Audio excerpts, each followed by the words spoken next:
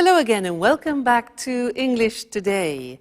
And this is DVD 15 and the third DVD of your upper intermediate level. And in this DVD, we'll begin with another 2 episodes of our story, That's Life, followed by our special TV programs where we'll be talking about the option of working in retirement. And then our sports expert will tell us about sumo wrestling, fat and fast. Then in the grammar section, we'll learn how to use a grammatical form called the causative have, and also how to construct the past perfect tense. All right, so happy viewing.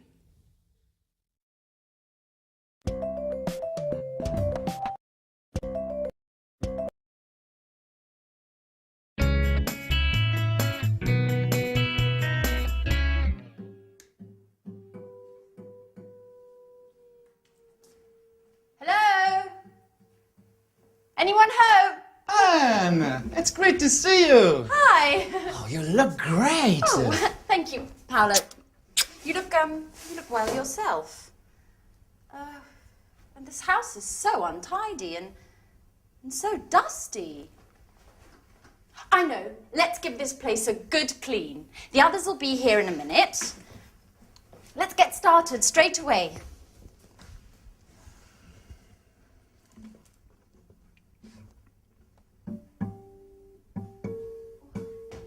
Right. Before you know it, we'll have cleaned and tidied everything. You haven't changed, Anne. Cleaning, dusting, tidying. It's just like when we were at university. Can't you think of anything else? Oh, look who's talking.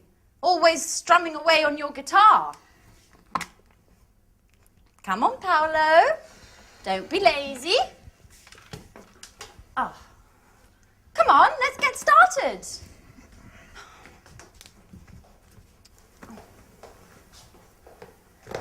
Da-da-da-da! Surprise, surprise! Michelle, Sandra. How are you? Good. Hi. Sandra. Wow. So, Wonderful. All together again, just like the old days. Okay, guys, what shall we do? I want to have lots of fun. so do I. Come on, Michelle, let's go for a long walk all the way down to the lake. Stop where you are. Where are you two going? Come on, Paolo, pick up that brush again. And Michelle, please, can you pick up your bag and that frightful hat? Your command, Captain. Come on, Michelle, stop playing around and give us a hand. Oh. Oh, this detergent is made by Syntax, the American multinational that makes household cleaning products. I refuse to use this product. You know I hate multinationals. But it's just all detergents are made by multinationals. How are you supposed to clean a house if you refuse to use them? You guessed right. I never do any cleaning. My flatmates look after that. Oh, I see. So you arranged to have your flat cleaned. Michelle, you're just like Paolo. Look what a mess this house is in. If it weren't for us. If it weren't for you, I'd be chill out playing my guitar. None of your forced labor. I see, we spend most of the time of this holiday cleaning. And I'm starting to wonder if this holiday may have been a mistake. Oh, come on, Paolo, stop complaining. You'll be happy to see this place all spick and span. Sandra, I've already dusted that. Oh, really? Yes. Are you sure you cleaned it properly? Because it doesn't look very clean to me. Mike! Hi! What's going on here? Are you my old college friends or workers from a cleaning company?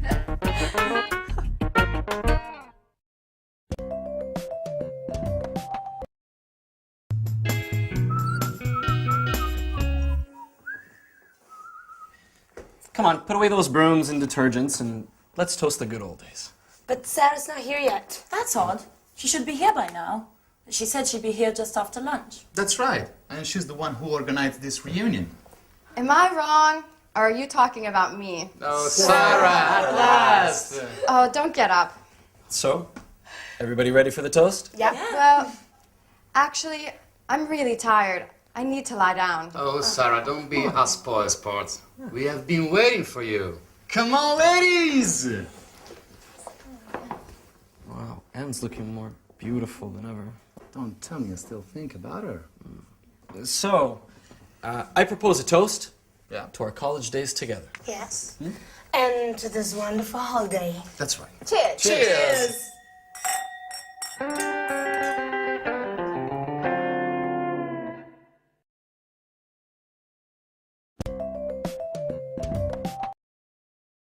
Hi again, and welcome back to your live TV program to learn some more English language.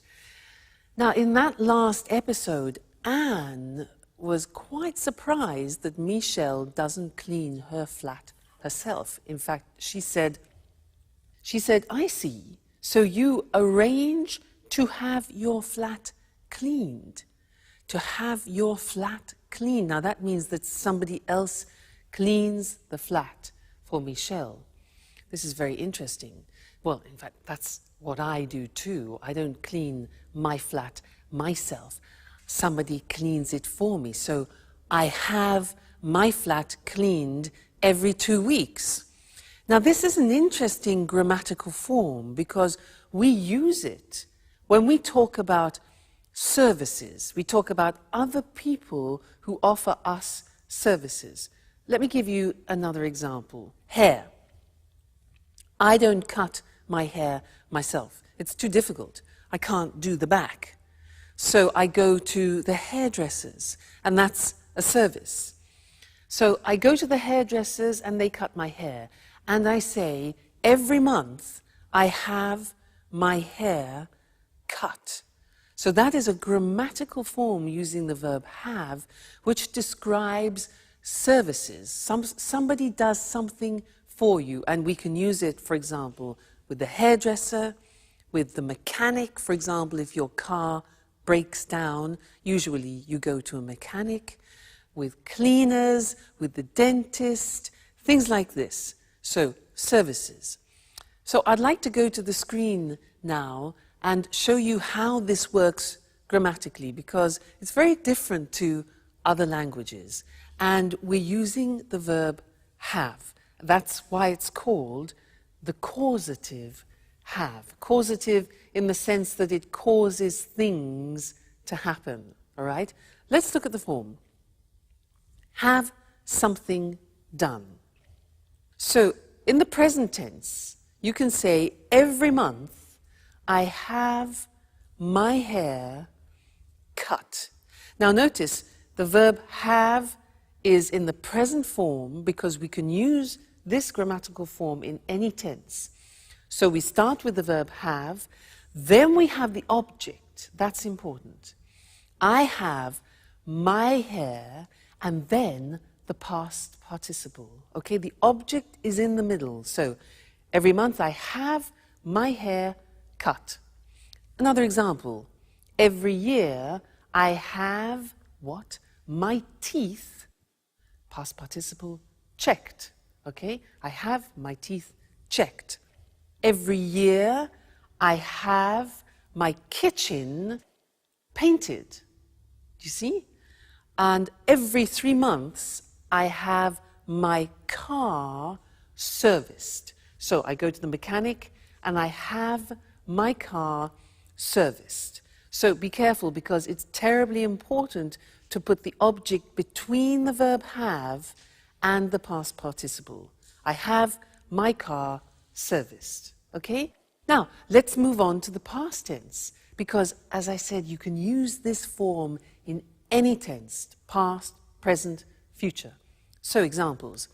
Last week, I had my eyes tested. So the opticians, that's a service. I had my eyes tested. Yesterday, I had my photograph taken. Often when you need to renew your passport, for example. Last week, I had my dress dry cleaned. Again, that's another service. You don't do it yourself. Somebody does it for you, okay? So the verb have goes into the past. I had something done. And now let's look at the future. Tomorrow, I'm going to have. So here the verb have goes into the future, expressing an intention. So we have, I'm going to have my scooter repaired. All right, object in the middle. Next week, I'm going to have my hair colored. And next week, I'm going to have my passport renewed. All right, so the causative have, very, very useful, and you don't find this in other languages, so you need to practice it. And remember, first the verb have, then the object, and then the past participle. All right, so that's the causative have, and I think you'll find it very useful. All right, great. So see you again in the next lesson for some more language. Bye.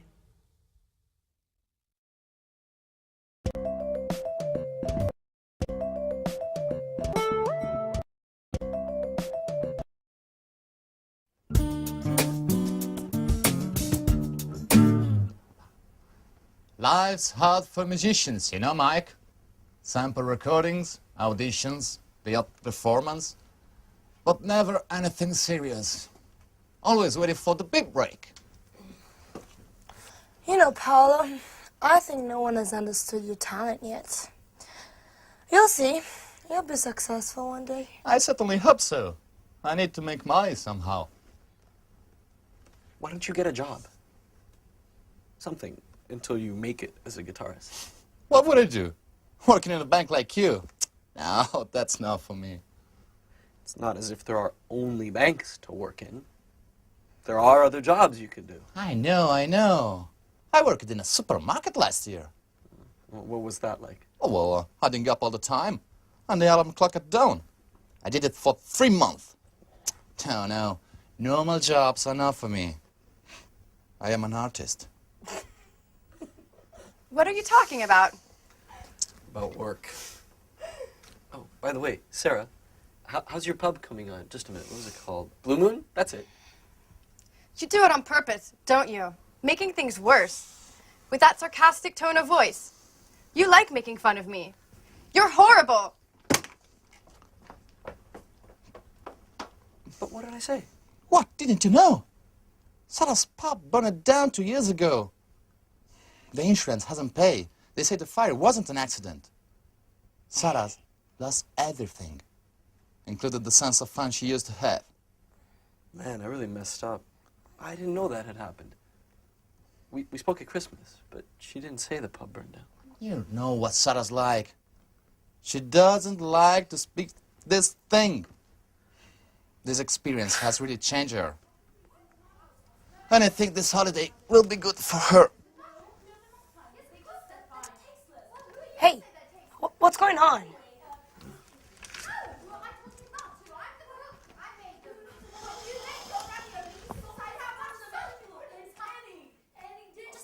No, that's enough, Sandra. I don't think you need to add any more salt. I really think the ravioli are rather tasteless. Well, let's see what they think. Would you like to try my ravioli? Sandra says they're tasteless. Sure. Fantastic, huh? Really good. I always said you'd make someone a great wife. See? Did you hear that?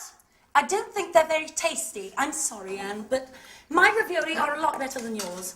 I'm cooking tomorrow, and we'll see who's the best cook. Oh, she's always criticizing. Don't take it seriously, Anne. You know what Santa's like. Competitive by nature. Oh.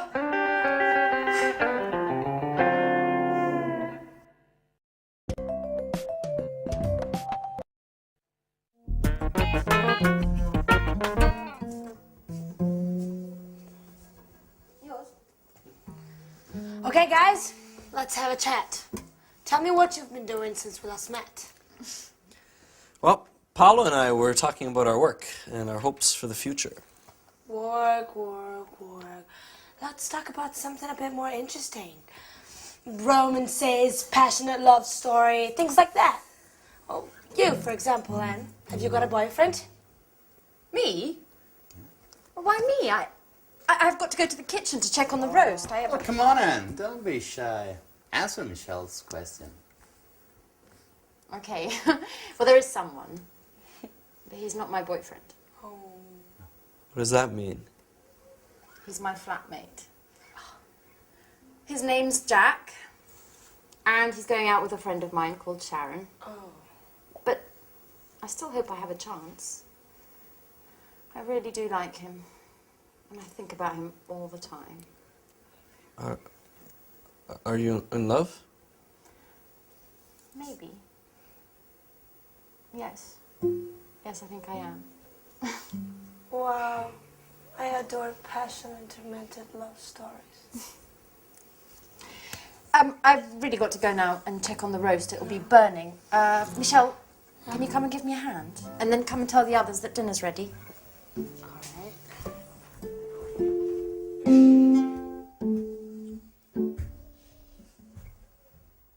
Mike?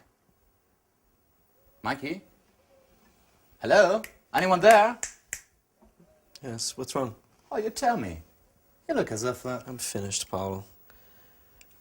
I wasn't expecting this. What? I thought that... I'm stupid. What are you talking about? What do you mean?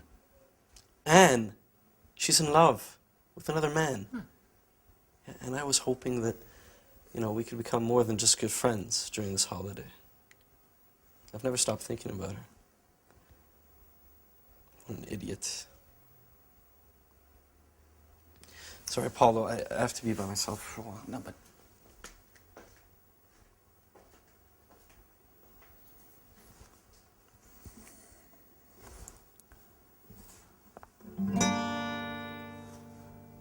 Beautiful girl with brown eyes. Oh, dusting up, dusting away. My heart sighs. My heart sighs. Oh yeah, not bad. Inspiration at last. Oh, thanks, Mike.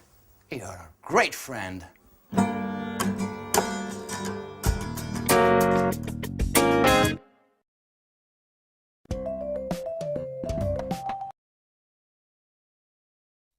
Hello again to you and welcome back. In that last episode, Sarah was in a bad mood. There's always a reason why somebody's in a bad mood, and she had a good reason. Do you remember what happened? Yeah? I'll read it to you so you do remember, because it's useful for us. It introduces a new grammatical form which I want to teach you. Paolo said, when she arrived, the place had burnt down. Now, can you imagine Sarah goes to her pub and it's burnt? So he says, when she arrived, the place had burnt down. Now, this had burnt down is what I want to teach you. It's the past perfect.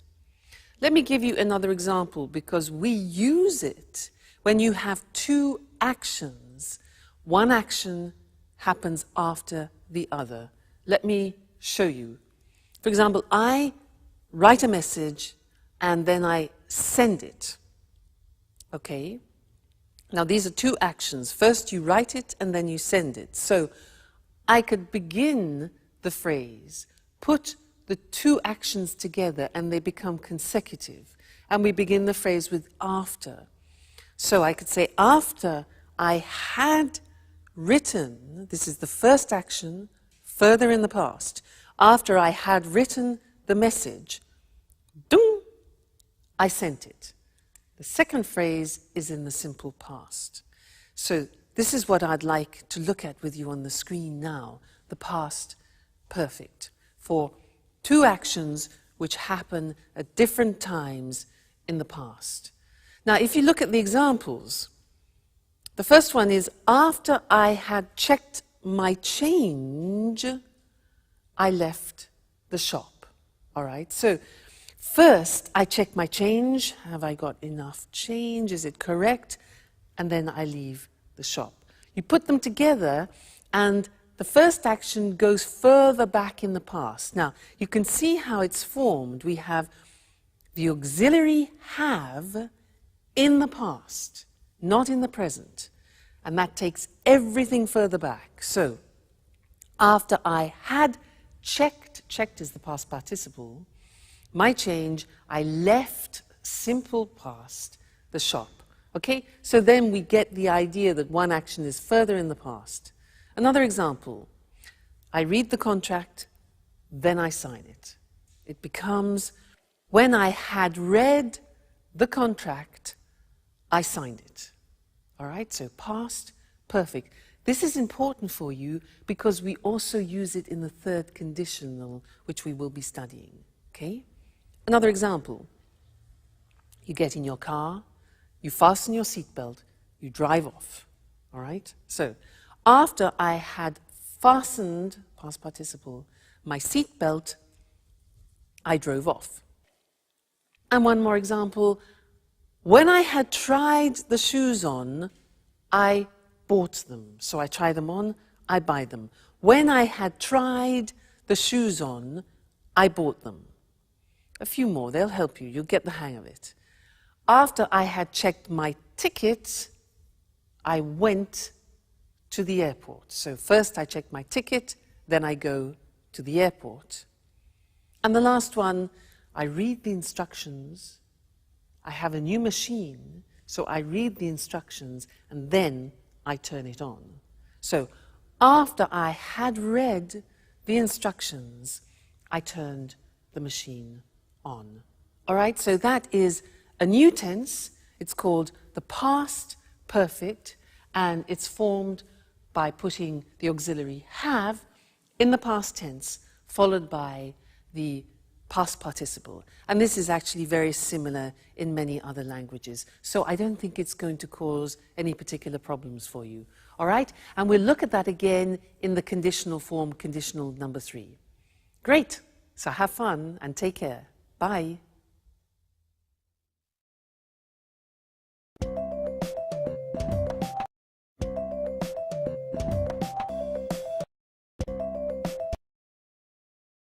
Good evening, and welcome to this week's edition of Let's Talk.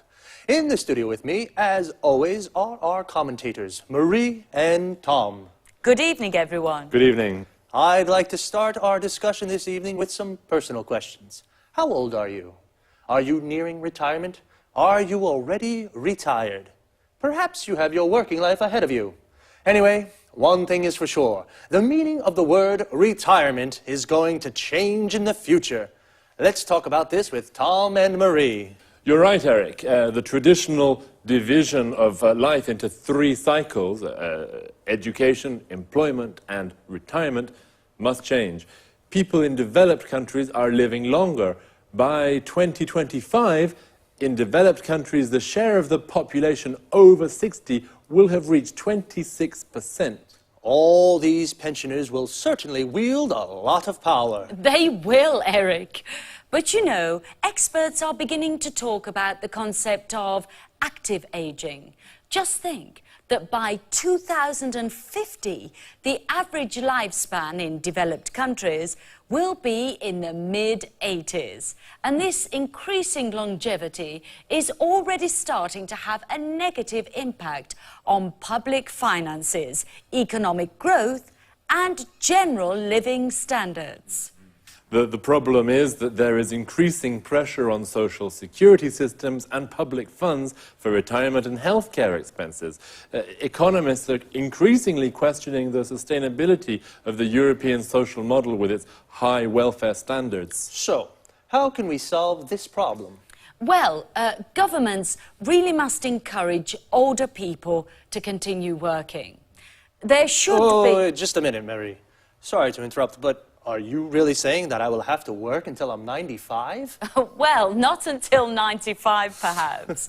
But as I was saying, there should be programs for lifelong learning to help people learn up-to-date job skills as they get older. People about to retire should plan ahead and find some way of working, maybe a part-time job.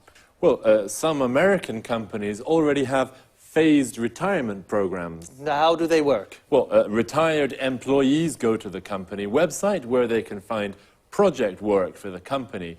This may last 2 days or 2 months, and the retired workers can manage their own time and work when and where they want. If they need some training to do the job, they can go to the company website and take a short course using the internet to learn what they have to do. In this way, retired people have more money, and the companies can use the skills of their retired workers. Yes, more money, but less free time.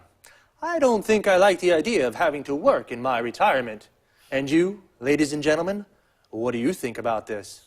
Well, thank you to our commentators, Tom and Marie, and goodbye. Thank you. Thank you. Bye-bye. And goodbye to you, and see you again next week for another edition of Let's Talk.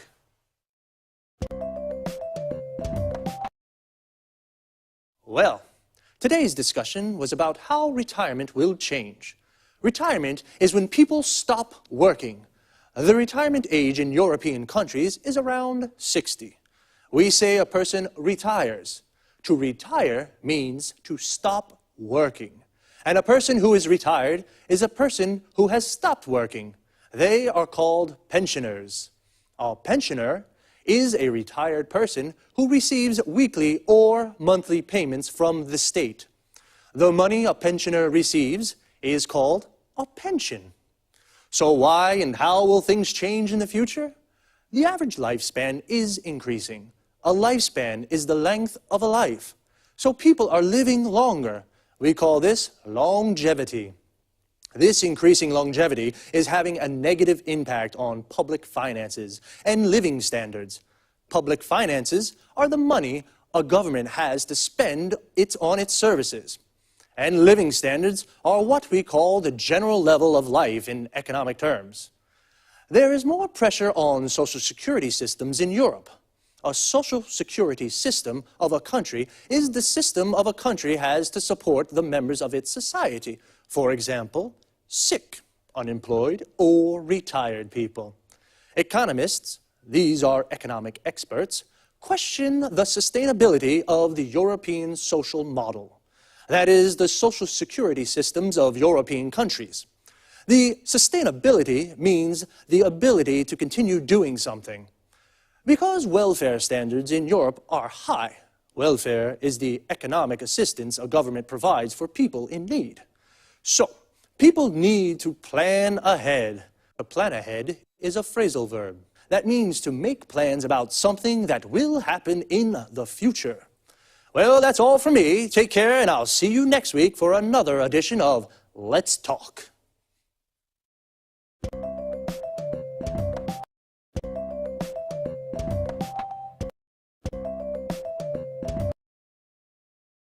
Good afternoon, and welcome to this week's edition of Sports Special. With me in the studio is John Forbes, our sports expert. Hello, Eric, and good afternoon to all our sports fans. Well, John, which sports are you going to talk about today? I'd like to talk about sumo. Interesting. I must say I know something about the martial arts, karate and judo, but sumo?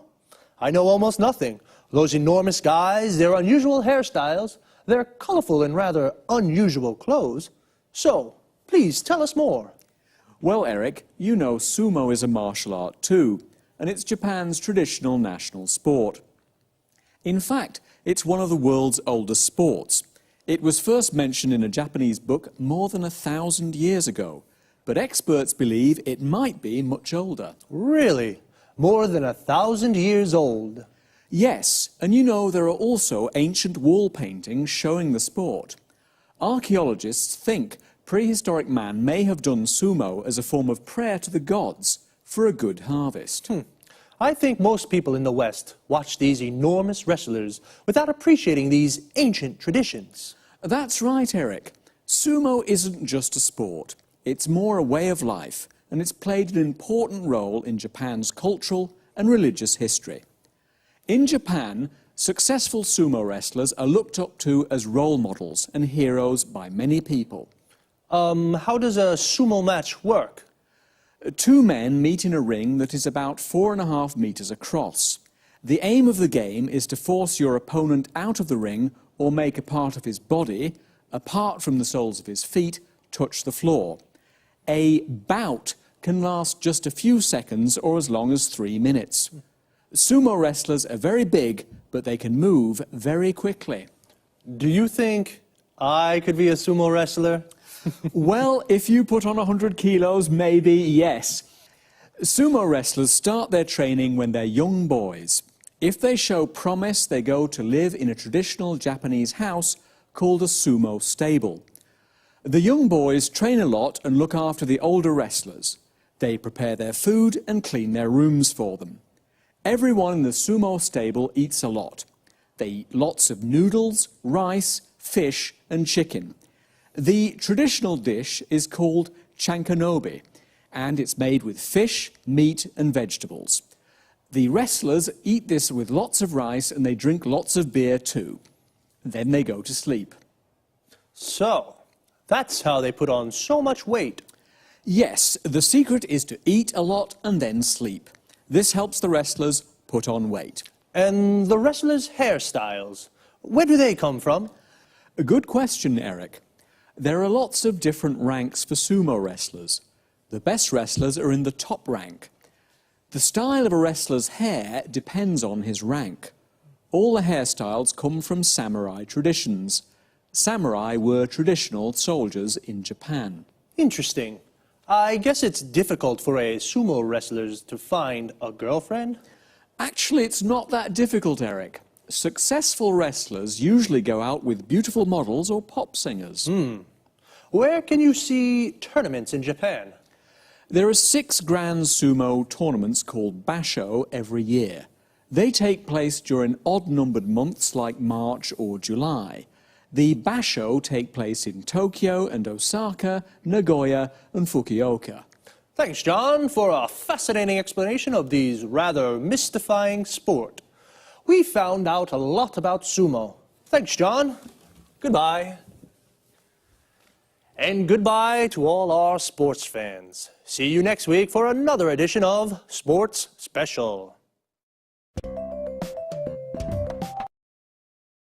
So, today we found out about a martial art called sumo. A martial art is an art of self-defense without using weapons, just your body. To find out about something means to learn new information. We found out that in Japan, sumo is more than just a sport, it's a way of life. People look up to sumo wrestlers. They are heroes. To look up to someone means to respect and admire them. A sumo wrestler is a man who practices sumo. Sumo wrestlers are very fat, and they have particular hairstyles. We found out that their hairstyle depends on their rank. Notice how we say depends on something. A rank is a position on a scale. The best wrestlers are in the top rank. And I was surprised to find out that sumo wrestlers go out with beautiful girls. To go out with someone means to have a romantic relationship with someone. What about you, ladies? Would you go out with a sumo wrestler? And you guys, would you put on 100 kilos to become a sumo wrestler? We say put on weight. This means become fatter.